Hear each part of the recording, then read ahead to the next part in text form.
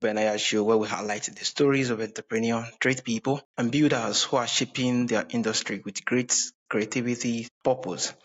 Today, I'm joined by David Sosa, co-founder and CEO of Royal Restrooms, the company that has turned portable restroom into a gold standard for luxury events. From building a national franchise to launching Vector in outdoor entertainment, hospitality, and overland adventure. David has a track record of spotting opportunity in places most people overlook. His stories is one of vision, innovation, and resilience. And today he's here to share how he built brand that transform everyday experience into something remarkable. Once again, it's a pleasure having you on the show, David. Wonderful. Thank you, Yeah, Aro. thank I you. appreciate you So, having David, me. what was it like growing up for you? I like to think that I had a pretty good childhood.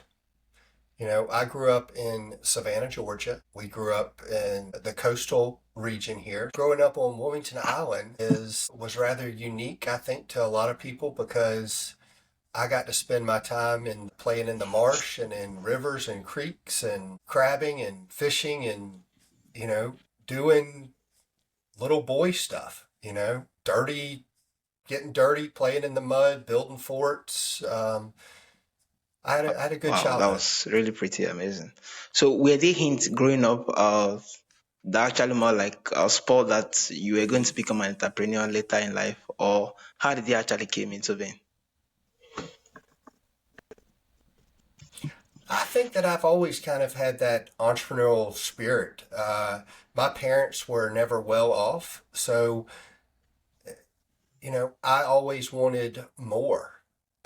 So I tried to find a way to make sure that I could get what I wanted, and a lot of that does stem from having an entrepreneurial spirit. You find ways to afford what you can get, or you build them to satisfy that urge.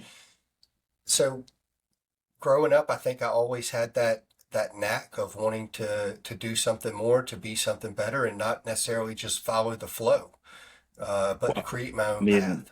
So, before Royal Restroom, what kind of job experience did you take on, and how did they actually shape your work? Yeah. So I went to school um, at Georgia Southern University. I graduated with a political science degree and an international relations degree, and I have always enjoyed that aspect of kind of negotiation, forward processing. I always thought that I wanted to be in the political side and get on the government side, but that wasn't in the cards in the beginning. So I took on banking. I went into commercial lending, and I helped other small businesses grow and learn and realize their ideas. And I got to share in their vision. I got to see the excitement. I got to see the way that they were able to forge their ideas from their dreams and make something of it. And that's something that I really was envious of and wanted something to do. So when I had the opportunity, when I saw the need for a more realized full functioning restroom for outdoor events, I, I took that chance. I made it possible to enhance other people's lives, to build a better experience overall with something that Wow, was already there. it's really pretty amazing. I think reading your bio and seeing what you do, it was really really interesting. So, starting a business in an industry people don't usually think of as glamorous. How did you handle skepticism in the early days? Well, there is not much glamour in Mhm. collecting other people's Yeah. excrements, you know. But I will say, everybody likes to go in a nice, clean environment. They like to be comfortable. And I mean, just take yourself, for instance. When you go to the bathroom, you want it to be, you don't want it to be cringy or dirty. You want to feel refreshed when you leave. You don't want to feel like you're dirtier than you went in. So Yeah, I think at the very beginning, I had a lot of naysayers. I had a lot of people that were rooting against me because they thought that maybe it was beneath them, or like you said, it wasn't a glamorous job. It's not a high profile job, but it's a necessity. And we filled a niche by providing nice, real functioning restrooms at outdoor events. And when people sat down on a real toilet that was outside, that wasn't their own or wasn't in their hotel room or whatever, they're like, wow, okay, this is so simple.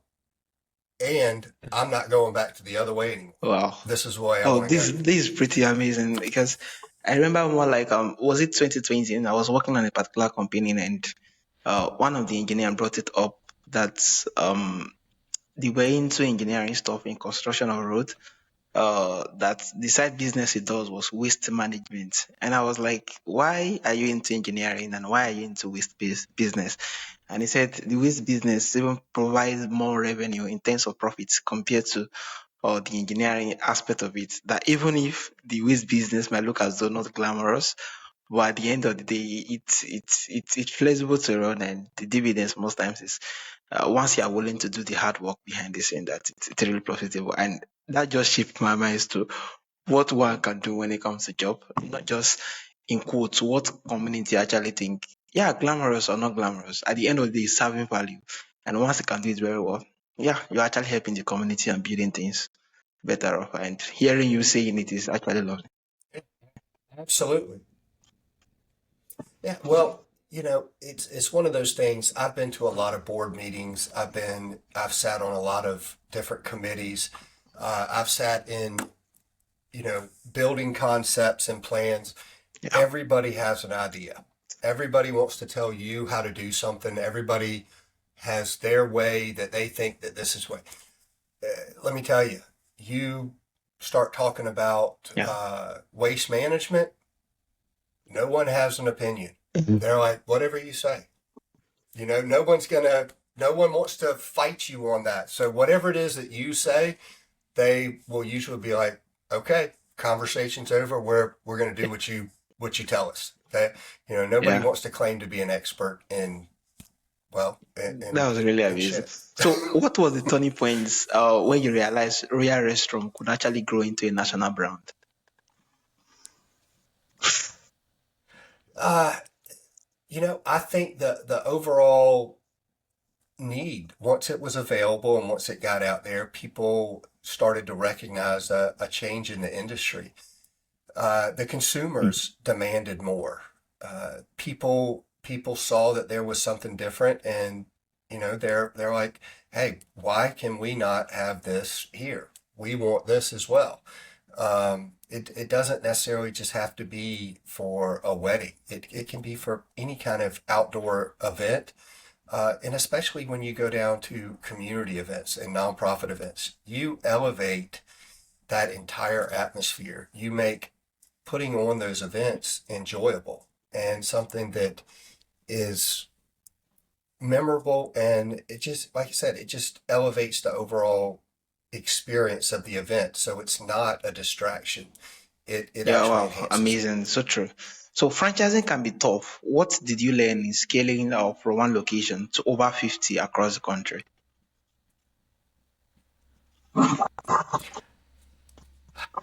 I think that our biggest challenge overall was one, my business partner and I, Robert, we did not want to go the mainstream franchise route and blast this and pump a bunch of money into it. And we thought that we could kind of grow organically and grow at our pace.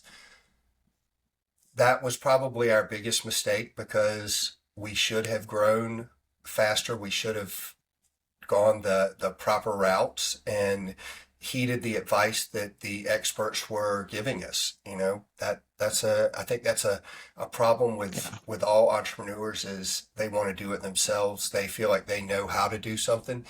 And even though we knew our business, franchising is a totally separate business. And we were trying to mirror them as one when it's totally separate and we were completely out of our element. So challenging to 50 locations, yes, that it goes more to our sustainability, and we were first to market, and we've been the industry leaders since inception. A lot of people piggyback off of what we do or our designs to ensure that they stay up to par with what what we're envisioning, and because we're setting the standard across the Yeah, country. amazing, amazing. I think it's the fact that you make reference of our franchising business. It's actually more like a different business compared to what the real business actually entails. And I think it's just a notion with every entrepreneur. Sometimes it's we more like figuring it out on our own. That is even an idea that actually even drive us into doing what we do. Uh, and sometimes it can be a setback to us actually accepting other people's idea on how to get things better. So, what common mistake do you see new entrepreneur making, especially in industry that are overlooked or underestimated?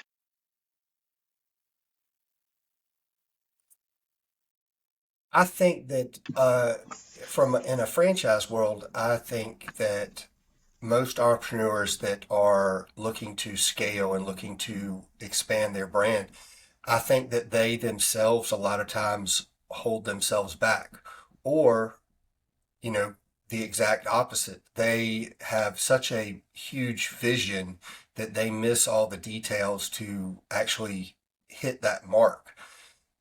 So take it slower and listen to those around you. You don't have to do everything on your own, but you do need to understand the process so that you can pick the right teammates and the right people going forward that will match your vision for the future.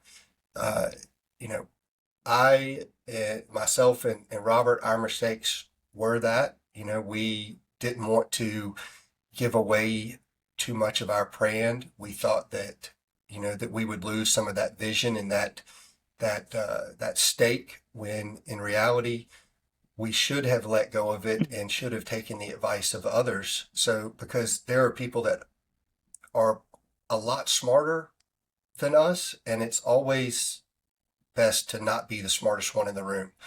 You want to listen to those people, and you want to lean on those people that can do and bring your vision to Yeah, life. amazing. So true.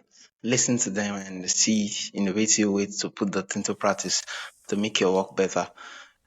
How were you able to? I know you had the challenges when it comes to franchising, being that you see it as a common business with running the business. How were you able to kind of make the balance, and at the end of the day, being able to franchise and yeah, so that my co-entrepreneur who are our listener can actually learn from the mistake you made and how you're able to rectify it and work with a system that is now working. So, a lot of times in the very beginning, when we first started franchising, we thought of it as more of a marriage with our franchisees, that we were partners with them and we were all trying to elevate the brand. We were kind of building it collectively together. So a lot of times in the beginnings, we were still working our local office and basically putting into practice on the franchise what we were learning from our local office side. And then um, basically transitioning that over as knowledge to the franchise. Once the franchise got larger and it got bigger, there were you couldn't do that anymore. You had to come up with very systematic ideas. You had to follow more concise branding. You had to make sure that people were in line and not diluting the brand by going off brand. A lot of times, people in franchising, they are looking for that support. They're looking for that a little easier road. It's a blueprint to a business that is successful. But a lot of times, what entrepreneurs do is when they do buy a franchise, they try to enact some of their own personal ideologies or things into the business that may steer it Oh, off wow, wow. course. It is, it, yeah, it is very important to make sure that you stay on brand and that you stay consistent across the board, because the larger you get, the harder it is to reel that back in. But in the long run, you end up actually doing yourself a disservice to your overall brand and market, which allows competitors to slowly pick Wow, you off. amazing. Thanks a whole lot for sharing that particular insight. And I think it's very, very key looking at franchise that very well because I don't know what franchise is yet. I think from your idea, I'm getting to learn more about it and the better way to actually engage it when it comes to the brand and when it comes to the representation of your brand out there. So how can younger trade people or entrepreneurs learn to recognize hidden opportunity like you did when before you actually started out? So let me, Okay, can you how can repeat that younger one more trade time? people, those who haven't started any trade yet, who are still looking forward to an idea to actually put in their energy and strength, uh, yeah, what would be your suggestion to them? How can they recognize on tap uh places an idea where they could actually put their strength in terms of overlook something? Just how do you think can they actually check out route? So yeah, so as with any entrepreneur, as with any business, a lot of ideas are already, Yeah. they're borrowed. Business plans are borrowed. So you're building upon something else that somebody else has already built. We didn't build the portable toilet. We just elevated it. We made it fit our need, and we broadcasted that basically. In other words, we went to a portable toilet that was, your standard portable toilet. I brought my kids in there with me, and that was a traumatic experience. We didn't have lights in there. It was dark. We didn't have room. We were touching things. We couldn't clean ourselves. We couldn't wash. We didn't feel good. So my idea was, okay, I went home and I measured out my bath. What do I need to feel comfortable? Other people, may need this. And there it is, things just in your daily life that are kind of burdensome to you. How can you make it better? How can an entrepreneur create something better? And when you start thinking like that, I have a black book of, 1,000 ideas to make things better. And it could be anything from a simple, tie, or, how to keep a door open quicker, or how to make it slow down, just there's all kind of things that you can do to increase a product that is already out there and make it your own and make it better for someone. So entrepreneurs don't have to think so far out the box. They just have to make something a little bit better So true, so that's true. already out This there. answer is really amazing. It's, a whole lot of entrepreneurs who haven't started out, they usually figure it out that ideas are not common. Ideas are something that actually come really. Not knowing that sometimes what entrepreneurs does differently is the everyday problem. They finding a better way to actually engage it, a better way to make it better, make it easier, and make it convenient for those who are using it. And the fact that you just make a reference from your end just speak volume to the fact that yeah, ideas are pretty all around. It's the execution most times that becomes so demanding and difficult to actually carry it out. Yeah, thank you so much, David. Yeah. So for someone looking to enter a franchise model, what make a good franchise versus someone who might struggle?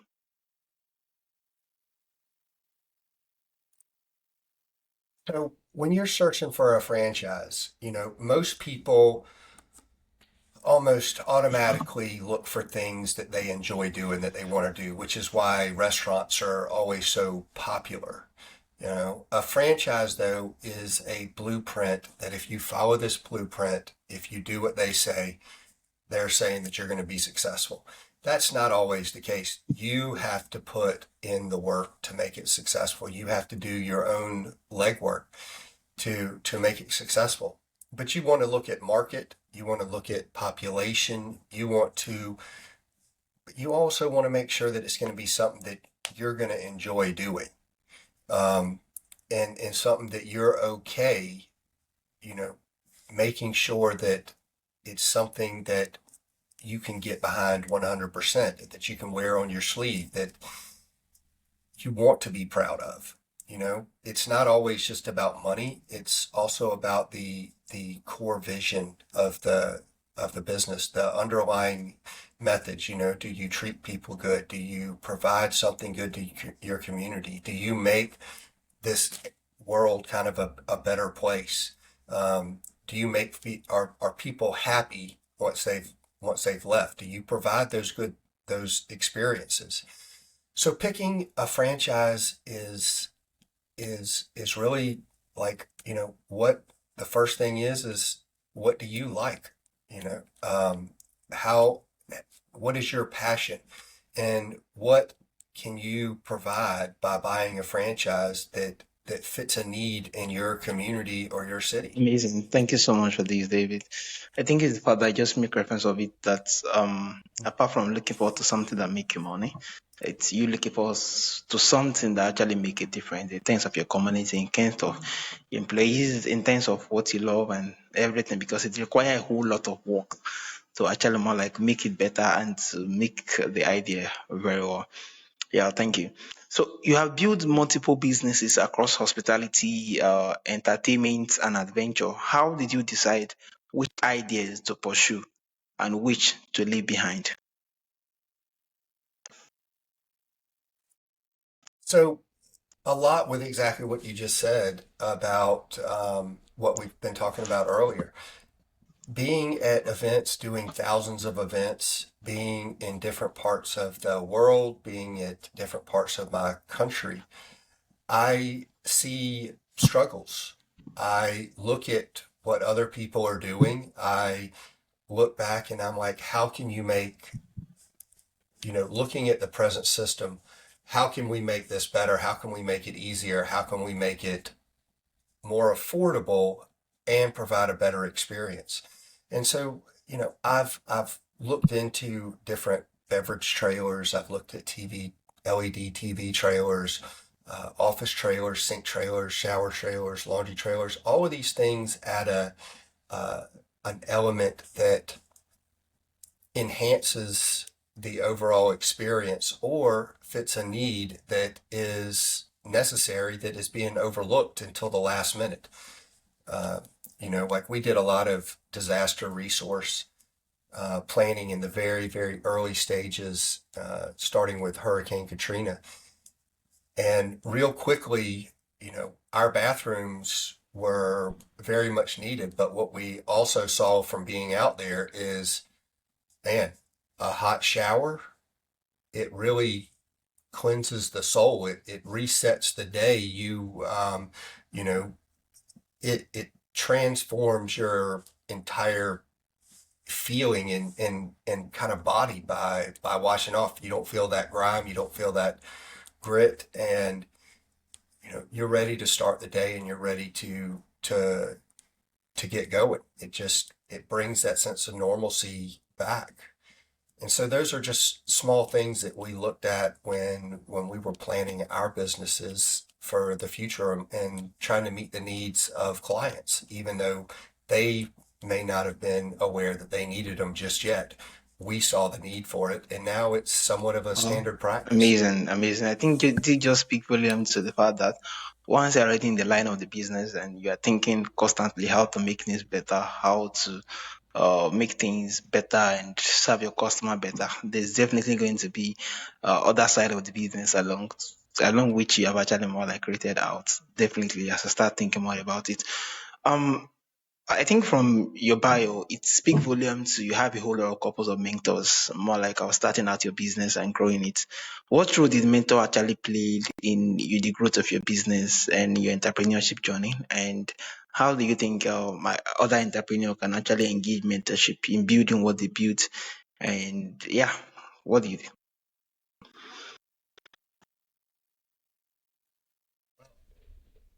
Everything is, in my mind, is built out of experience. You know, failures are not just failures, they are learning curves, and it's how you mentally reshape those failures into it, and how much you believe in what it is that you're doing.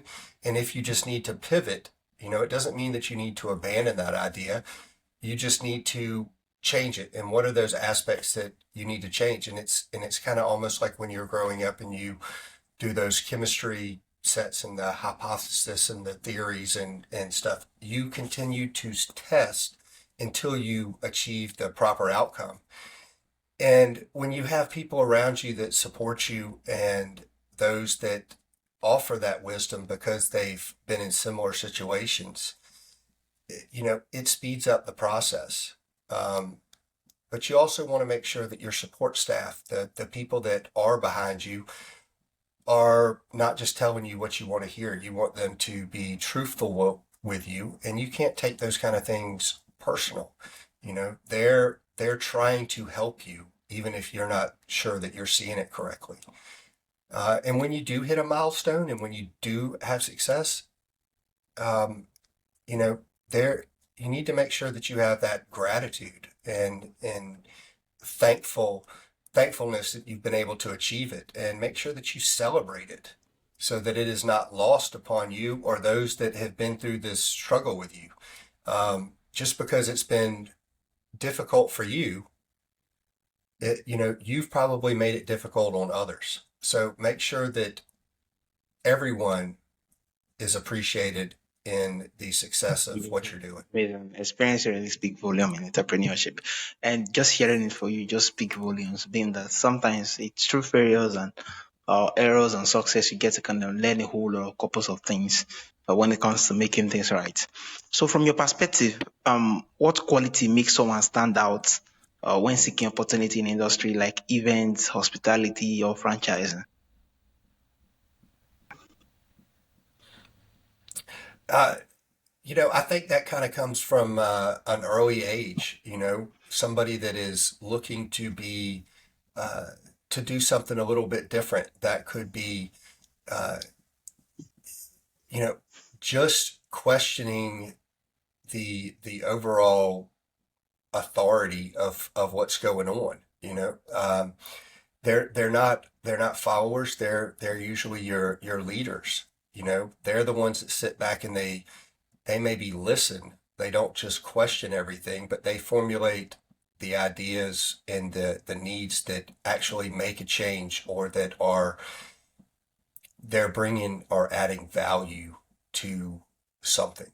So when you're looking for leaders in the community, and you're looking for entrepreneurs, you're looking for those values that they want to stand out in a community. They want to add value. They want to be above just something for themselves. You're looking for someone who is not selfish, someone who wants to be better than those around, but also for the greater good of everyone. Amazing. Thank you so much for that. Someone who actually will not just do what they want to do, but make things better largely for the community.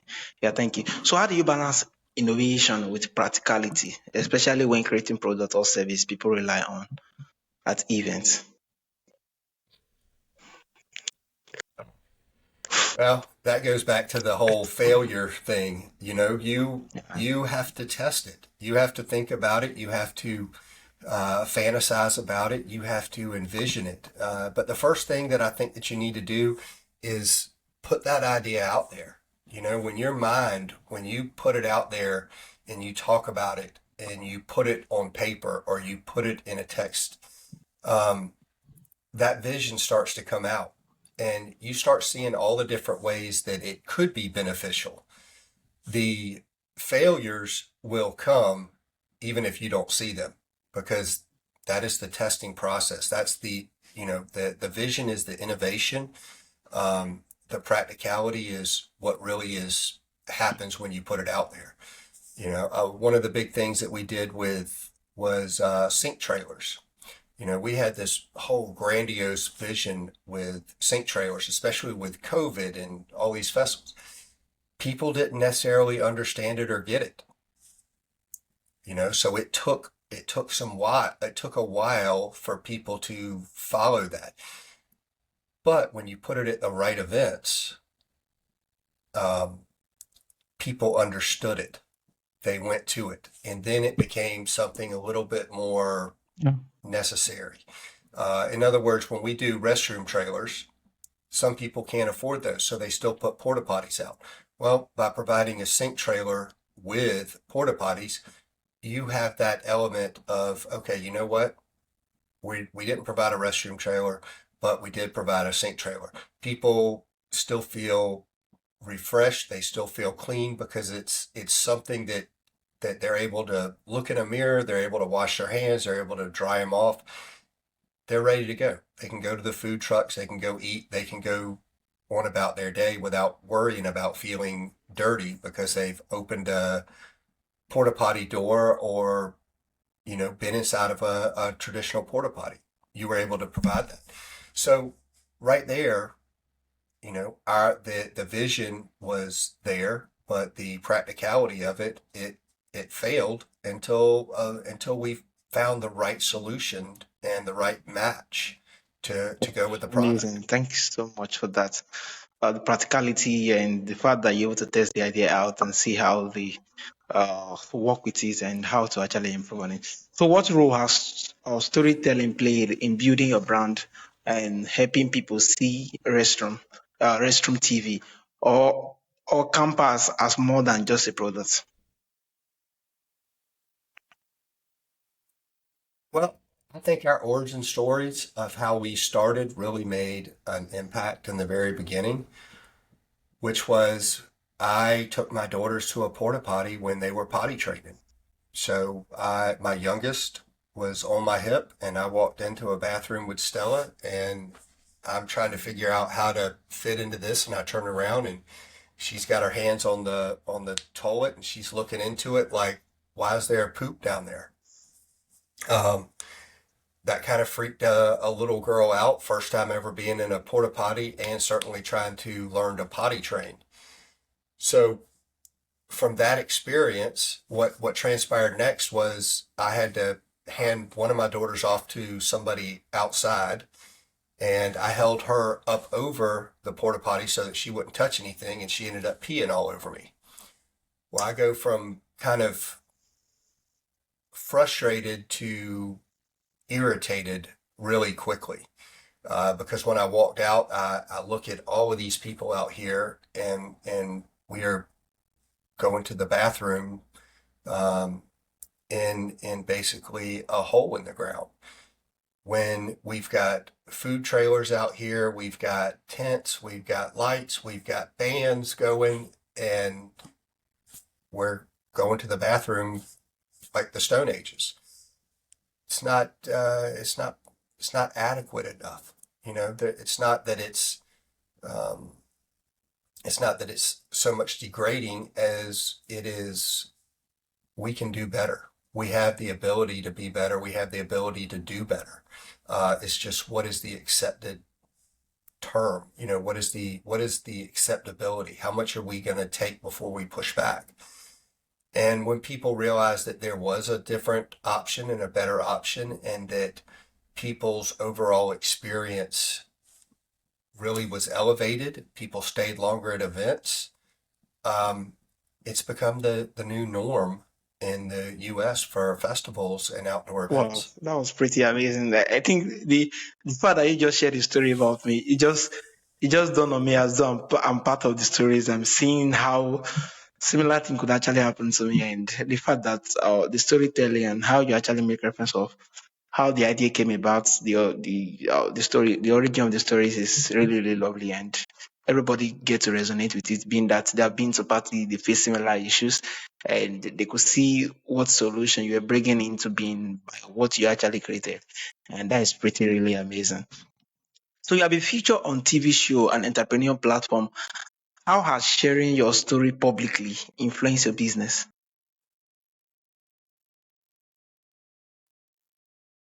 Well, for the most part, you know, being on TV in different podcasts like this and sharing my story has really brought more awareness overall to the business, but it's given us authority and credibility that that we could not reach otherwise.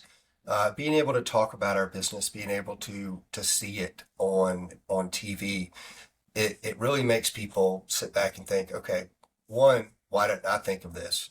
But two, this is what we need, and we're hoping that this inspires additional franchises to come on board, but just an overall awareness nationally and internationally that there are better, uh, more sanitary options out there, and we should all be striving for something a little better. Amazing, amazing. It gives you authority. I think that's one thing with our TV show and everything. It gives you an authority and it makes you more like a capacity of influence in that particular trade, in that particular business. And at the end of the day, people are actually more like go towards those who have authority in the field, not just those who are just starting out without being seen in any radar. Wow, this is really, really amazing. So, looking ahead, what do you see as the next big opportunity in events, hospitality, or outdoor living?